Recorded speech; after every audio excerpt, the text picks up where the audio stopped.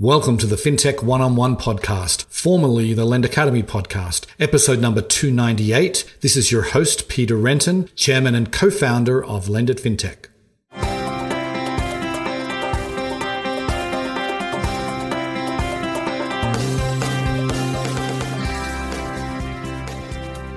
Today's episode is brought to you by Lend at Fintech, the world's largest digital media and events company dedicated to all things fintech. Lend at Fintech offers programs throughout the year to the fintech community, such as engaging webinars, white papers, a weekly news show, a daily newsletter, and our newest offering, Fintech Features, a program that helps fintech companies amplify their announcements. Find out more details on all these offerings at lendit.com. Today on the show, I'm delighted to welcome Genevieve Juillard. She is the president of Experian Marketing Services. Now, it's quite different to the Experian Credit Bureau, and Genevieve explains exactly how this all fits. But we're doing something a little bit different today. We're talking about marketing. We're talking specifically digital marketing and a lot of the changes that are happening there. We talk about how financial services firms are adapting and the kinds of campaigns they're running. You know, we talk about third-party cookies and data deprecation. We delve into digital identity and what that means in a marketing context. We talk about data privacy, which is obviously a really big issue. We talk about security, the new changes coming from Apple with their iPhone, and the future of data privacy and digital identity, and much more. It was a fascinating interview. Hope you enjoy the show. Welcome to the podcast, Genevieve. Thanks, Peter. It's great to be here. Okay, so I'd like to get this thing started by giving the listeners a little bit of background. If you could sort of give us some of the high points of your career to date. Sure. Well, I've been with Experian on and off for 15 years. And during my time at Experian, I've worked in 3 different countries. I've been across nearly every business line. But I'd say the major theme has been helping to drive innovation. Experian has vast data assets, best-in-class analytics and technology, and of course, phenomenal people. And so my focus has been helping our teams really take advantage of that to drive the best solutions possible for our clients. So what countries have you lived and worked in? Australia, United Kingdom, and United States, of course. All right. 3 great countries right there. Absolutely. Okay. So then tell us about exactly what your role is at Experian today. Yeah. So in my current role, which I assumed just over 2 years ago, I look after Experian Marketing Services, which now includes our recent acquisition of TapAd and Experian Data Quality Services. And one of the reasons I was so excited to take this role is that we have such a great set of assets and products to support marketers and advertisers, including, of course, in financial services. But to be honest, we haven't always done the best job explaining just that or taking full advantage of it. So with the significant changes the industry is going through right now, we see a really important opportunity to use our assets to help clients navigate those changes, drive further innovation within the industry, and support data-driven advertising that is more privacy-focused and transparent for consumers. Okay, so where does it fit into the overall Experian umbrella? Obviously, you have a lot of different things you do that most well known for the credit data, but where does it fit in? Yeah, well, as you mentioned, we're often thought of as one of the 3 credit bureaus, but our services extend so far beyond that. We're one of the world's largest data and technology businesses. We provide data analytics and marketing services to organizations all over the world to help them make better decisions, grow their businesses, manage their risk, and connect with their customers. And we're also a very large consumer business. We provide tools directly to people, enabling them to better understand, manage, and improve their financial health. But as you said, Experian is vast, but you can think of it basically as having 3 principal business areas. Credit services and analytics, which are the information and tools to support lending and customer management. It's part of the business that your listeners are probably very familiar with. Consumer services, which is our direct consumer business, and marketing services. And marketing services provides the data and technology that helps marketers and advertisers identify the right audiences, deliver relevant messages, and execute better marketing campaigns. All of Experience's businesses, by the way, collaborate and work together. It's not as perfectly simple as I just described, Right. but I have to note, because it's important, our credit database is maintained separately from our marketing information database. Okay. Good to know. So then, I mean, for marketers today, there's a lot of changes. We're going to get into some of them in this interview, but maybe you could just start off with talking about what are some of the key trends that you're paying closest attention to these days? Yeah, there are a lot of changes, but the biggest ones everyone's talking about are third-party cookie deprecation and the new requirements for Apple's identifier for advertisers, what we often refer to as IDFA. Both of those changes are going to affect how advertisers are able to identify and market to users across digital channels.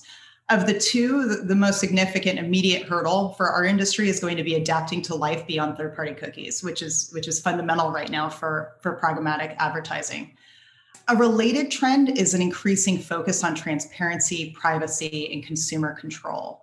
For our financial services clients who manage a very large volume of very sensitive consumer data privacy concerns are going to be absolutely paramount. Any advertising approach and strategy is going to need to put the consumer at the heart of every decision that is made. And then the last trend I would mention, again, related to data deprecation and privacy, is a focus on ensuring that analytics teams are able to successfully integrate and analyze data in a way that's both scalable and effective. This is incredibly important because despite the changes to data and the importance of privacy, data-driven marketing will remain essential and foundational to advertising. It will be absolutely critical to keep pace with the various industry and consumer behavior changes. Right.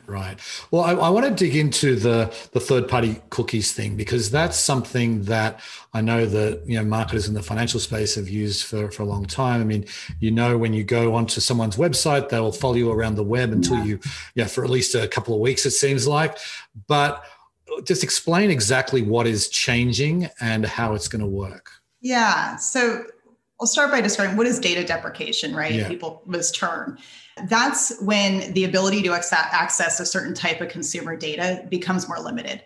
And it could be due to regulatory measures, company decisions like Google's to phase out third-party cookies on Chrome, new types of walled gardens, or even direct consumer requests to opt out. And depending on the data type, in this case, third-party cookies, when they deprecate, there can be a direct impact on the addressability of advertisements. Because of this, marketers need to diversify and expand their data strategies in order to continue to advertise effectively, as well as to create resilience against potential future changes.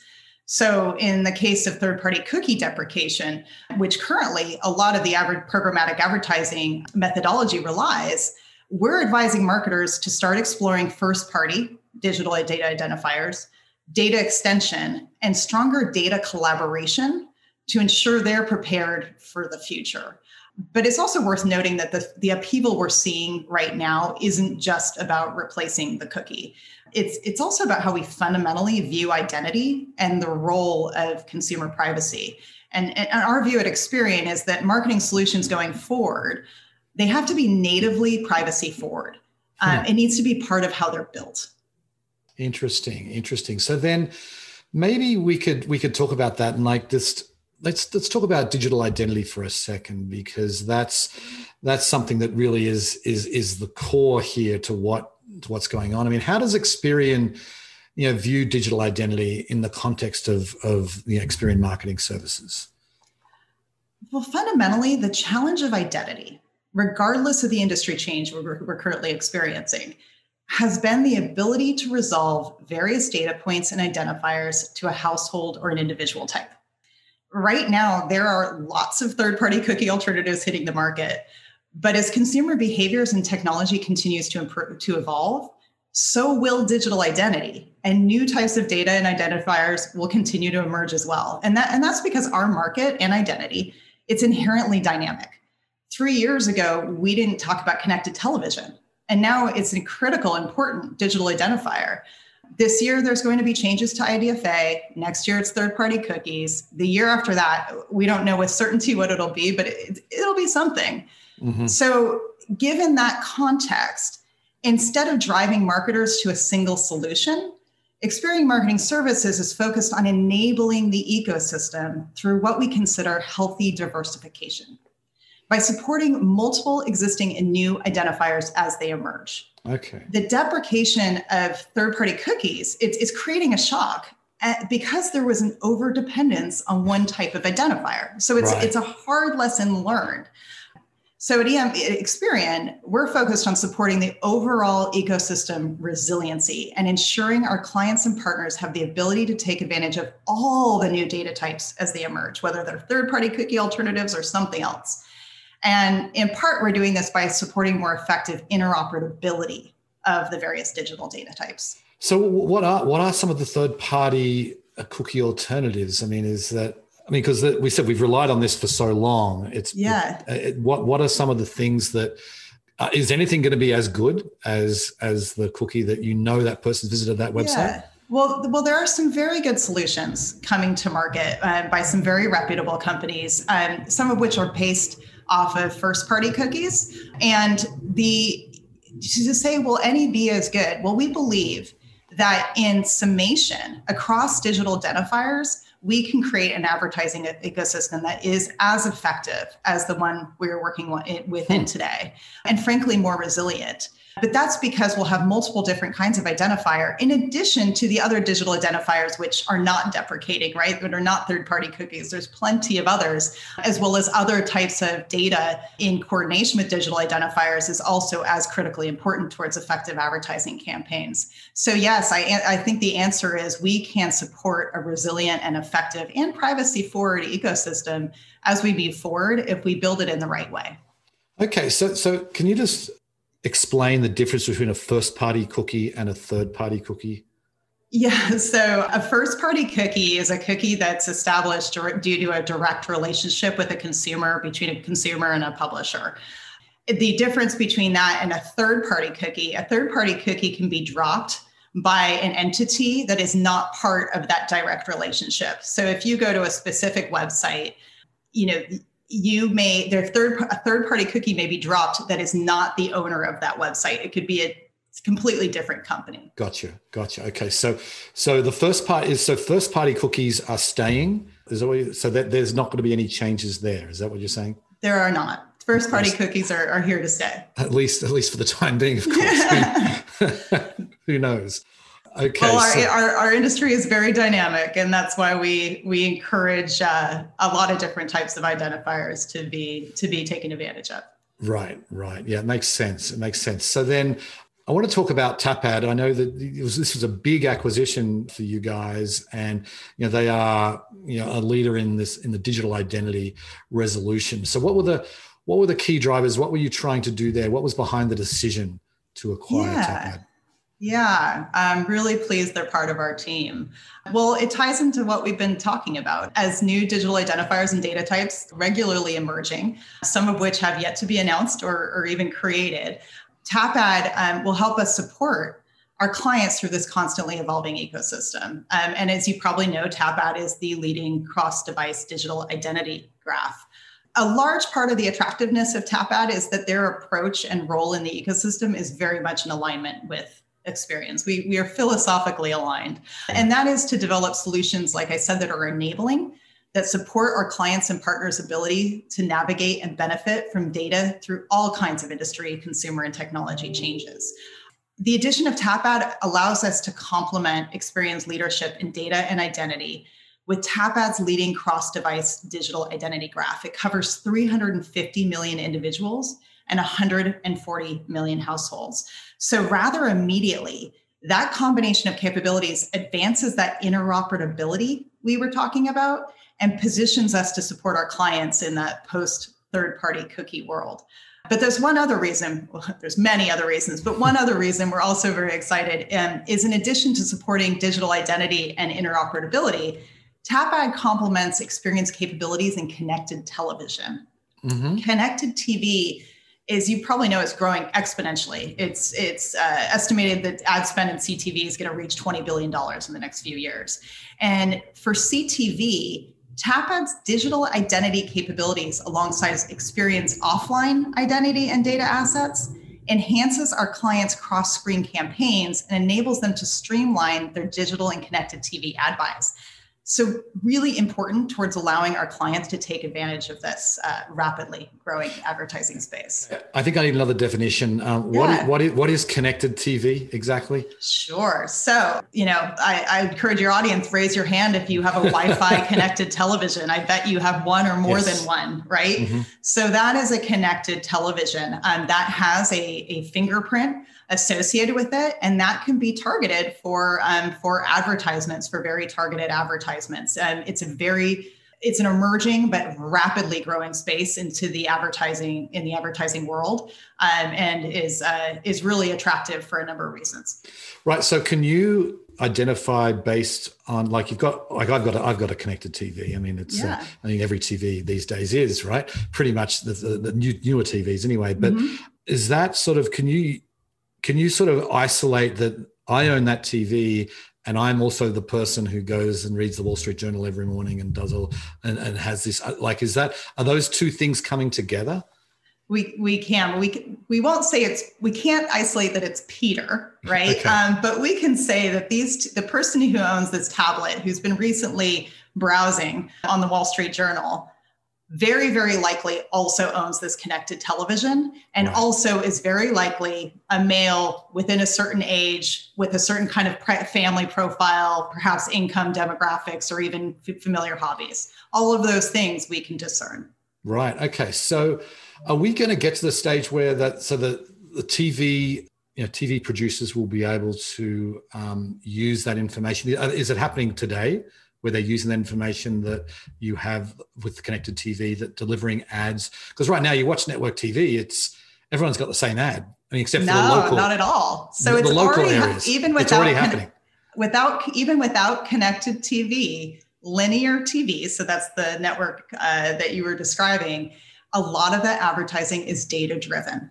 So, and a lot of it using Experian services. So a television advertiser in partnership with the networks is able to deliver advertisements that are tailored to your household. So just because you live, let's say, in one place and you have a next door neighbor, you and your neighbor may not be seeing the same advertisement necessarily. Interesting. Okay. And now you can take that to the next level with connected television advertising, of course. Sure. So then let's talk about financial services. That's what everyone's interested in here. It's funny because, we watch, I've got a 14-year-old, he loves sports, and he can recite, the State Farm commercial or, the Liberty Insurance, or, there's so many of these financial services brands that are advertising during sporting events, and he's just soaking it all in and reciting it. But anyway, can you tell us some of how you're working with financial services brands and how they're creating effective marketing campaigns today? Yeah, we're really excited about what we're doing with marketing and financial services. Actually, one of the most exciting things we did in the past year, in addition to the acquisition of TabAd, is we launched our Ascend marketing platform. And what Ascend does is it expedites campaign processing for both pre-screen and invitation to apply, ITA campaigns, all from one single cloud-based platform. So what this does, it addresses our financial services clients' needs for a simple and fast way to integrate their analytical insights, build custom models, reduce processing time for campaigns, and integrate fresh data, their own as well as external data, to make sure they're reaching the right customers. So really exciting. Actually, in Ascend, clients can load their own customer data, get access to Experian's credit and marketing data, and also bring in data from third parties, even the other bureaus. This is then combined with our capabilities in identity resolution to integrate all that information and make it immediately actionable across marketing channels, across display, advanced TV, prospect email, direct mail, and beyond. It's totally FCRA compliant for firm offer campaigns, and it can actually differentiate between regulated and non-regulated workflow. And because it reduces the procedures and typical handoffs in the pre-screen process, the data in the platform is more current. And that has a direct impact on our clients' engagement and approval rates. For example, we've seen a 70% increase in open rates for firm offer email campaigns and a 10% increase in approvals when compared with previous methods of running firm offer campaigns. So we're pretty excited because this real-time approach decreases our clients' time to market, provides a more accurate picture of audiences, and allows our clients to make unique offers for different types of customers and reach them in the very channels they interact. So a lot going on within financial services and more to come, Peter. Right. So I'm curious about we don't have the direct mail volume that we had 20 years ago, but we certainly have email volume that's ramped up. I mean, when you're talking with your financial services clients, are they channel agnostic? Are there some that really say, right, we want to do an email campaign? I mean, how are you working with them? Oh, yeah. Well, our clients are very sophisticated, as you know. And so they're working across all channels and they're optimizing across all channels, depending on the customer they're trying to reach and what they know about the customer. So as you indicated, yeah, direct mail volumes, I would say advertising continues to shift towards the digital channels. And our financial services clients are right along with them, but they're using all of the channels and they're using those channels in a way, depending on the customer, depending on the campaign, that's going to be the highest ROI and the most effective for them. Right. Okay. And so I just want to go back to identity again, because this feels really important here. I mean, when we talk about identity, I mean, it seems like what you're saying is that everything kind of revolves around that. I mean, maybe you could talk about a little bit more and what the importance is to marketers. I mean, you nailed it. Yeah. Identity is just fundamental. It always has been and it always will be. And actually more so because as consumers move towards digital, as these different data types emerge and deprecate, identity is foundational for being successful in advertising through those changes. I'll give you some context and for your audience. A single customer can be represented by literally dozens of identities from different devices and locations. So to get a complete view of every customer and prospect, marketers have to be able to connect all of those data points. That ability enables them to deliver the ads to the right person in the right channel. And so to do that, they need to link across devices as well as across first-party and third-party data. That's what ultimately allows them to better define their customer segments, drive the right insights and strategies, and of course, ultimately win. Right. Okay. And so then, the difference about financial services, it's different to advertising, mattresses or something else. There's a highly regulated industry and there's a lot of data privacy, security issues. It's really becoming a lot of consumers are very concerned about their own privacy and their data security. I mean, how does Experian sort of manage that tension between like privacy from the consumer and then providing a rich data set for your clients? Well, I'll tell you, what, it's not tension for us because it's the way we do business. Data privacy is at the heart of what we do and the way we work. We strictly comply with the data protection laws in all the countries we operate in, and we're vigilant when it comes to security, integrity. We consider not just compliance, but also the ethical and responsible uses of data. We strive to be transparent in our practices, and it's really important to us that it's made easy for consumers to opt out if they don't want their personal information to be used. Okay. Because it seems to me, I feel like, marketing is getting better. There's no question, particularly I think online marketing. You don't very often see completely irrelevant ads anymore, but I still get the direct mail pieces where, I think I won't name it, but large banks particularly are continuing to send pieces of mail, and they've probably sent, some of them have probably sent over the last decade hundreds of pieces, and I've never responded to anything. I mean, do you think that marketing is going to get better now, or when is it going to get to the stage where it's clear that he's not going to respond to this particular campaign? Let's not do that anymore and switch gears. What are we getting closer to that kind of world? Marketing is constantly improving, that's for sure. And, there continues to be that because quite honestly, it's still effective. Even if you're throwing it away and it's frustrating for you, but yeah, what is driving better marketing, we believe, is more data and which enables better personalization, which I think is exactly what you're getting to. Yes. Is, hey, Peter doesn't want to be reached by the mail. You don't respond to it. So what is the way that we can communicate with Peter that you do respond to the message, that first of all, the message is relevant to you, but making sure you want that offer, and then that you're able to see it and respond to it. So that evolution, that is where we are getting better. And that is all powered by data. Right. Interesting. Okay. So then I'd love to kind of step back for a second and talk about you've been doing this now for a while, and I'd love to get the sense of your vision for, what's the future going to look like as, data privacy continues to ramp up, and we get better and better at kind of isolating individual identities. And what's your vision for the future of all this?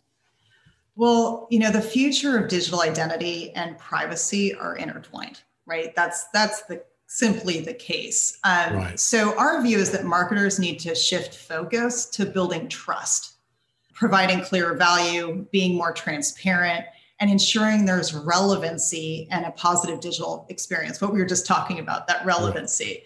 Right. As we talked about earlier, a lot of the dynamics we see playing out today are because consumers want more visibility on how their data is being used. So identity going forward is going to have to put that trust and transparency at the forefront. And our vision is to enable a healthy, effective, and resilient advertising ecosystem that allows marketers to access the data they need and to seamlessly adapt their strategy as new data becomes available, but in a privacy forward way. Our market is dynamic, and we believe this approach, it creates for our clients the flexibility to adapt to consumer behavior, technologies, market changes, and ultimately, and most importantly, will enable our clients and our partners' success. Right.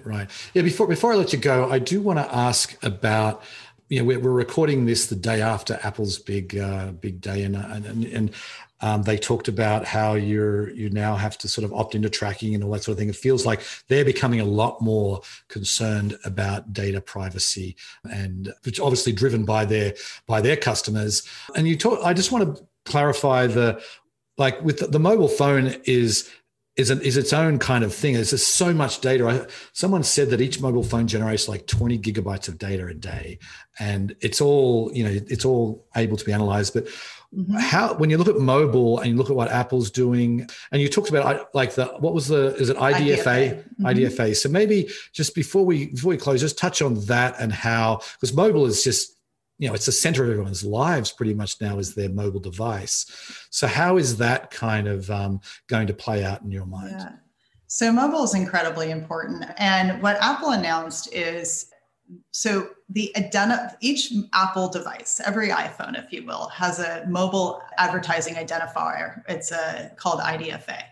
It's another term for more generically across Apple and other platforms is called MAIDs. And so what they said is that app publishers, so I'm sure you've got dozens of apps on your iPhone, apps publishers are going to be required to solicit consumers' permission before they can collect data and potentially share that data with other partners. They already have permission today, but it's on an opt-out basis. So you actually have to go into the privacy settings of that app and say, I don't want my data shared, if you don't. So the change Apple's making is that there's going to be a pop-up that says, do you want your data shared? And you're going to have to opt in to have that information shared. Now, that information being shared in a lot of cases actually enables the performance of that app and actually enables it to be effective. So in a lot of cases, you should and want to say yes, but that of course will be a personal decision up to consumers. So the expectation is that some people will not opt in, some people will opt in, and there's going to be a larger onus on the app publishers to explain to customers what the value proposition is there.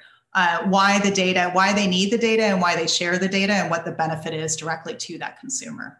Right. And it seems like that to me, that sort of giving the user a little bit more control Because there are people that are paranoid and don't want to share anything, and there are others like myself who are happy to share if I'm getting something of value back for it. So it feels like, I mean, do you see that as sort of a model for how some of these big device makers or people that control a lot of data, is that a model you think will continue? There are a lot of different paths forward, right? Apple's decision wasn't driven purely due to their concern for consumer privacy, as much as they may state that, and therefore that's why you've heard some controversy and discussion around that decision and the implications that'll have on app publishers in the industry. I don't have comment on that, but I think there are a lot of different ways and paths forward that we'll see. But the theme of enabling consumer transparency and control is certainly fundamental, and one that we all need to acknowledge as the way the world is moving, and one that I think by embracing we can help support a more resilient advertising ecosystem going forward. Right. Okay. Well, we'll have to leave it there, Genevieve. It's a really fascinating discussion. I could certainly, you work in a very dynamic world where you're, with all the changes that's happening, and it's exciting. I think it's marketing, as you say, keeps getting better. So thanks for coming on the show, Genevieve. Thanks so much. Okay. A lot of fun to be here. Yeah. See ya.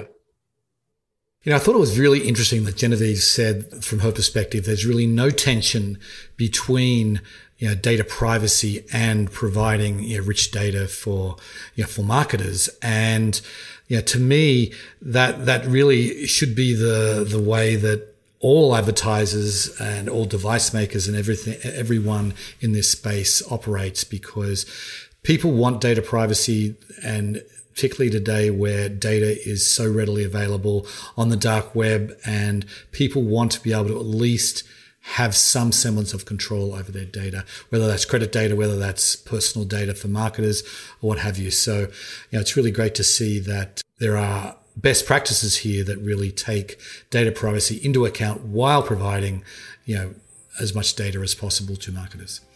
Anyway, on that note, I will sign off. I very much appreciate you listening, and I'll catch you next time. Bye. Today's episode was brought to you by Lendit Fintech, the world's largest digital media and events company dedicated to all things fintech. Lendit Fintech offers programs throughout the year to the fintech community, such as engaging webinars, white papers, a weekly news show, a daily newsletter, and our newest offering, Fintech Features, a program that helps fintech companies amplify their announcements. Find out more details on all these offerings at lendit.com.